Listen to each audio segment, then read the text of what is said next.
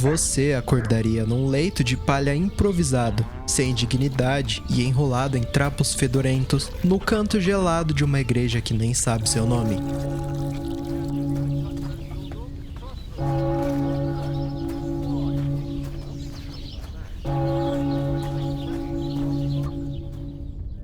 Seu café da manhã seria a esperança de que alguém largasse umas moedas na sua tigela rachada para você poder comer sobras de um restaurante ou mercado. Bem-vindo à sua vida como um mendigo na Idade Média. Parece uma aventura medieval? É, mas não é a sua, porque você tá sem espadas, sem honra e só tá com fome mesmo.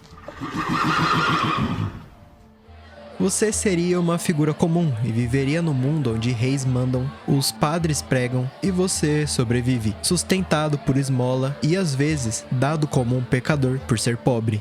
A peste levou metade da cidade. Os impostos levaram o resto. E seu amigo morreu por causa de uma inflamação no dente do siso. E a única coisa que sobrou foi você. Seu dia começaria cedo e sem opções. Ou você tenta a sorte pedindo ajuda perto do mercado ou perto de vendedores, ou vai pra frente da igreja, onde pelo menos o padre tem pena de você, quando não está te enxotando com água benta. Uma sopa de legumes, bem mais ou menos e sem sal, é basicamente ouro na sua mão. Um pão velho é um milagre. E banho, só quando chove ou quando rouba um balde com água de uma lavadeira. Você não se lembraria da última vez que sentiu sabão no seu corpo. As feridas que você fez ao longo dos seus anos se misturariam à sujeira e os piolhos fariam festa na sua cabeça e a pele coçaria mais do que a sua ardência. Os dentes que ainda existem na sua boca doeriam com o frio, cáries, pus, infecção, tudo em um só lugar, concentrado nos seus dentes. E ninguém ali saberia o que era escova de dentes. E você vai fazer o quê? Mesmo se soubesse, não teria dinheiro para comprar. A comida, quando aparece, já passou do ponto. Se você fosse um mendigo acima da média de inteligência, você aprenderia a cheirar com atenção e aceitar que, às vezes, o que entra pode te matar. Mas a fome também mata, só que bem mais devagar. E se você tivesse sorte, alguém jogaria um osso no lixo. A sorte maior ainda seria se esse osso estivesse com um fiapo de carne. Mas nada é só sofrimento. Você também teria jogos, que você joga com outros como você, usando pedrinhas ou sementes. Mas não valeria de nada, além de uma distração. Só que não menospreze isso. A distração nessa época poderia ser a única coisa que aliviaria o seu fardo na terra, a sua tristeza no mundo. E o que você faria durante o dia? Bom, essa questão depende do que você está sentindo e como você estaria naquele dia. Você poderia buscar comida em algum lugar, ou ficar o dia todo coberto debaixo de alguma tenda, debaixo de algum telhado, só esperando algum milagre acontecer na sua vida. Afinal, para onde você iria? Você não tem trabalho, casa, o seu tempo é gasto em esperar. Sim, eu sei como é aflitante ficar esperando. Agora imagine uma vida baseada nisso. À noite você deitaria para dormir, de barriga para cima, e se tivesse sorte ela estaria cheia. Olharia as constelações e pensaria quando que essa miséria ia acabar. Você sabe que não acabaria tão cedo. Você ainda tinha um outro dia, e o dia depois desse. De algum jeito você teria que aguentar isso. E se você tivesse sorte, iria dormir sem interrupções externas. E aonde você dormiria? Se você conhecesse as pessoas, poderia dormir com outros mendigos. Alguns lugares eram ocupados justamente por mendigos, vários deles. E nos melhores grupos, eles tinham uma panela suja para fazer comida ou algo que se parecesse com isso. Mas nada seria dividido de bom grado, afinal todos ali passavam fome e sede. Se você quisesse uma roupa emprestada, você teria que pedir com muito cuidado e não para qualquer pessoa dali do seu grupo. Se você quisesse um pouco de sopa ou um pouco de água, teria que pedir com educação e não só ir tomando. As necessidades transformam as pessoas em algo diferente. Você já ficou com fome alguma vez? Eu sei que você sabe como é estar estressado porque você só queria comer um pedacinho de alguma coisa. Agora imagine isso todos os dias.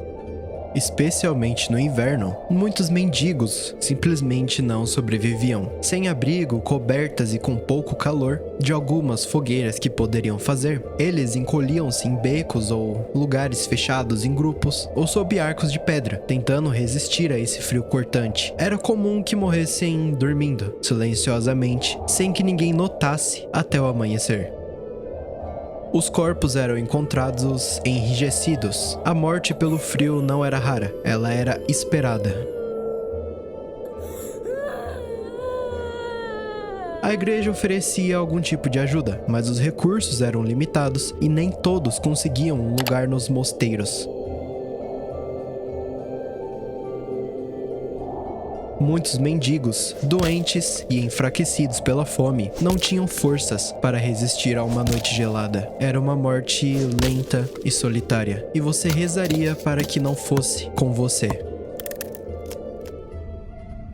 Ser pobre por essa época não é só triste, é crime. Algumas cidades só deixavam mendigar quem tinha um papel assinado dizendo sim, ele é um pobre de verdade. Para poder pedir esmolas legalmente, a pessoa precisava de uma permissão oficial, como uma espécie de licença. Essa permissão era dada apenas a quem as autoridades julgassem realmente incapaz de trabalhar, como idosos, doentes ou aleijados. Quem mendigasse sem essa autorização poderia ser preso, punido ou expulso da cidade, ou seja, até a miséria era controlada pelo sistema. Você já não teria nada, muito menos a justiça ao seu lado. E isso não é tudo, até o seu visual seria um problema. Cabelo embolado, dentes podres, sujeira e cheiro de abandono. Você seria um lembrete ambulante da miséria que a realeza não quer encarar, não quer que as pessoas vejam. Mas você poderia ser criativo, poderia fingir ser um peregrino, fingiria feridas, aprenderia a cantar uns salmos desafinados, tudo para arrancar uma moeda ou outra. Às vezes poderia até inventar que sabe curar a febre com um chá de mato. Seria um teatro de rua, uma falsidade para você ganhar a vida. Você aprenderia a se mover pela cidade como um fantasma. Saberia quais ruas evitar, quais os guardas ficam. Teria um senso de direção afiado. Afinal, errar o beco pode ser a diferença entre dormir, apanhar ou até perder sua vida. A igreja diria que ajudaria você, lavaria seus pecados, mas só se você tivesse sobrando um dízimo. Só que a sua fé ainda não acabou, ainda teria os dias santos, quando a cidade enche, os corações amolecem e as moedas aparecem, pelo menos até a missa acabar e a caridade evaporar. Pelo menos você tiraria algum proveito, mas durante uma vez por ano você encheria sua barriga. E os outros dias?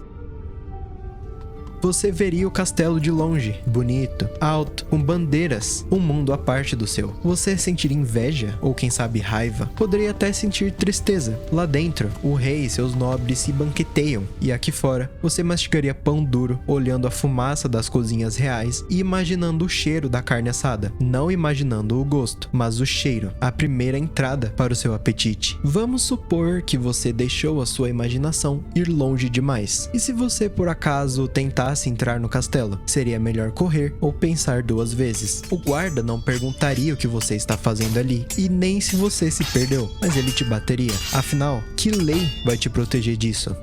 São infinitas possibilidades muito plausíveis para você acabar virando pobre na Idade Média ou acabar sem uma casa e comida no seu estômago. Seria uma realidade dura que você não gostaria de enfrentar. A Idade Média te daria fome e solidão, e não aquelas frases romantizadas ou um cavalo branco e uma bela princesa ou um belo príncipe. Você nunca se tornaria rei, você nunca se tornaria comandante. Teria sorte se fosse apenas mundano, um ser humano comum. Na Idade Média, para conseguir um trabalho e ganhar dinheiro para viver relativamente bem, era extremamente difícil e dependia quase inteiramente da sua classe social e de local de nascimento, o que você não tinha muita escolha, convenhamos. O conceito moderno de emprego praticamente não existia. Camponeses, que faziam a maior parte da população, viviam presos à terra dos senhores feudais, trabalhando duro em troca de comida e proteção, muitas vezes sem sequer lidar com o dinheiro em si, numa economia baseada em trocas.